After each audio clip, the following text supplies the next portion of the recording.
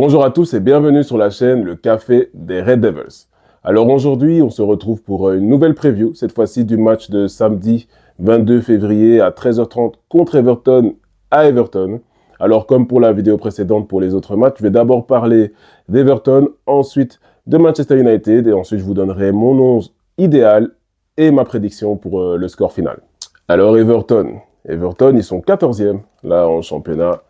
Leur saison était assez compliquée jusqu'au retour du magicien David Moyes, qui est revenu donc durant le mercato hivernal.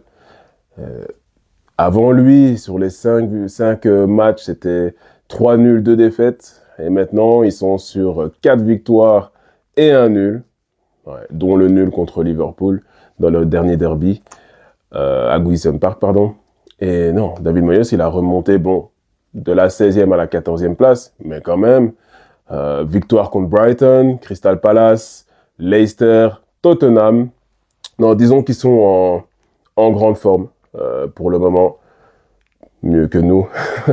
Mais on va prendre donc une équipe d'Everton en confiance, avec leur entraîneur un peu emblématique, hein, finalement, car c'est son retour, je ne sais pas, le 40e, c'est son retour dans son club. Ça leur réussit plutôt bien. Ils ont marqué, là, sur les 5 matchs, j'ai vu 12 goals pour 5 encaissés, pardon. Donc non, Everton, ils sont en bonne forme, en confiance, prêts à affronter United ce week-end à la maison. Comme je vous avais dit donc dans une vidéo précédente, c'est que c'est leur dernière année ici à Goodison Park. Donc ils vont absolument tout faire pour faire en sorte que cette année soit mémorable. Donc je pense qu'on doit faire attention, on va faire face à une équipe qui est remontée. Et par contre, revancharde aussi, parce que sur nos derniers matchs, sur les 10 derniers matchs, toutes compétitions confondues, c'est 7 victoires pour Manchester United, 2 matchs nuls et 1 défaite, donc 1 victoire pour Everton. Et notre dernier match, c'était en championnat, donc à Old Trafford. Et ça s'est soldé sur le score final de 4-0. C'était le 1er décembre. 2 doublés. C'était le doublé de Zirkzee à l'époque et le doublé de Rashford. Voilà. Il me manquera quand même. Hein. Il me manque un peu quand même. Mais bon, voilà, bref. Et donc voilà, je pense qu'ils vont essayer de prendre leur revanche à tout prix parce que quand je regardais les derniers matchs contre United, il y a eu des 4-0, 2-0, 3... Enfin, c'est une équipe qui nous réussit plutôt bien. Donc maintenant, à voir. Car on n'est pas du tout sur la même forme.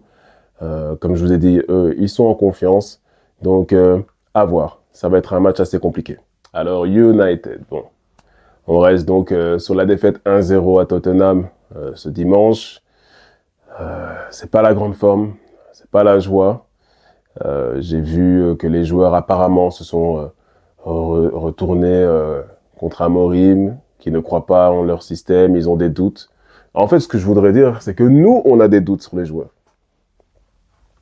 Donc eux, ils osent avoir des doutes sur l'entraîneur, mais eux-mêmes, là, ils ne se remettent jamais en question. Ou, je sais pas, à un moment donné, il y a tellement d'entraîneurs qui ont sauté que je comprends un peu le board, c'est qu'il faut essayer d'autres systèmes, mais c'est plus profond que ça. Je pense qu'il y a énormément de joueurs là qui doivent dégager tout simplement du club. On va finir la saison avec eux, mais je pense que au prochain mercato, ça va être un très grand nettoyage.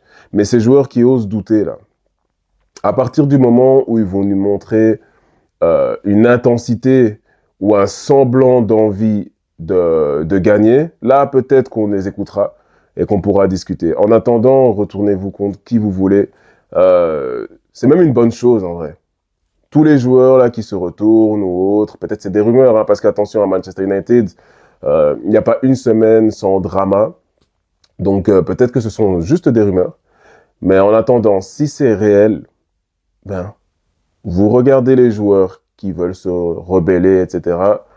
Et merci, au revoir pour au prochain mercato. Allez voir ailleurs, on fera mieux sans vous, c'est certain. Pas pire en tout cas. Enfin, voilà. Normalement, pas pire. Et donc ces joueurs qui veulent à chaque fois se retourner, une fois, oui, j'aime ce coach, une fois, oh non, je ne l'aime plus. Non, c'est comme ça depuis Ferguson en fait, tout simplement. Donc à un moment donné, ça suffit. Ça suffit, concentrez-vous, marquez des goals. Je dis bien marquez des goals parce que j'ai vu une stat effrayante. Sur 49 big chances, donc c'est vraiment les occasions nettes qui normalement mènent à un goal. Sur 49 occasions nettes pour Manchester United en a converti 6. 12% de réussite sur les occasions nettes. Je pense qu'on en a assez parlé, j'en ai assez parlé dans ma dernière vidéo. Le manque de réalité devant le goal, le manque, comment dire, de concrétisation, tout simplement. Donc voilà, là c'est criant. 12% de réussite sur les occasions nettes. Voilà, pas d'autre chose à dire à ce propos. Maintenant, voilà, Everton, c'est une équipe qui nous réussit assez bien. Et je vais vous donner mon prono. Il est plutôt optimiste et positif, malgré mon discours, mais je vous expliquerai pourquoi. Mais voilà, j'attends de voir ce match avec impatience. Alors mon 11 idéal. Bon, Bayindir, même si je ne sais pas trop ce qui se passe, je pense qu'il est blessé, malade, je ne sais trop quoi. Tout sauf Onana, en fait. Bon, voilà, j'en ai assez parlé. Yoro, qui est de retour de maladie. Maguire de Ligt. Je tenterai, même si ce n'est pas son poste non plus, mais un Mazraoui à droite à la place de Dalot. Casemiro, Fernandez, car Ugarte et Mainou sont encore blessés, et Collier. Dorgu, Zirkzee, Garnacho, et là, il faut frapper fort. Au revoir Højlund, Shido Obi. Voilà.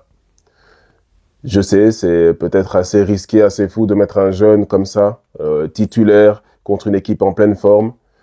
Mais à un moment donné, voilà, comme je le disais, on n'a plus rien à gagner, plus rien à jouer en championnat.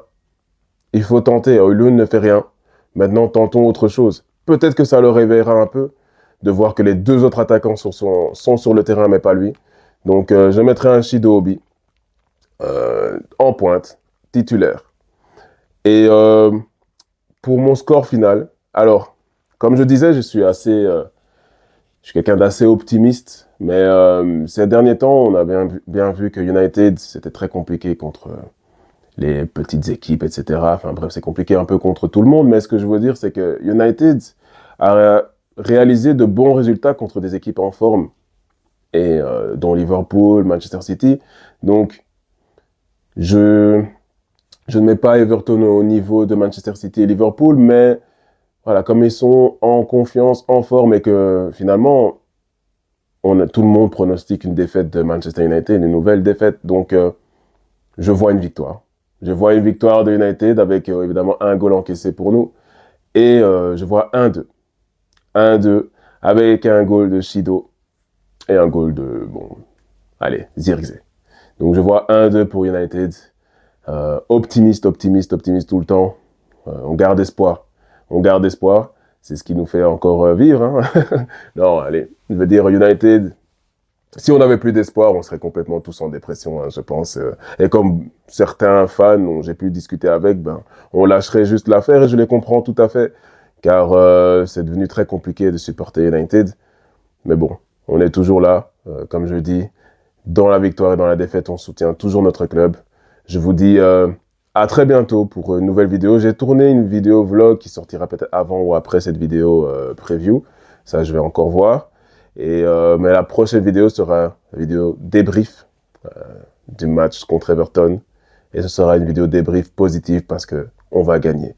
Come on United!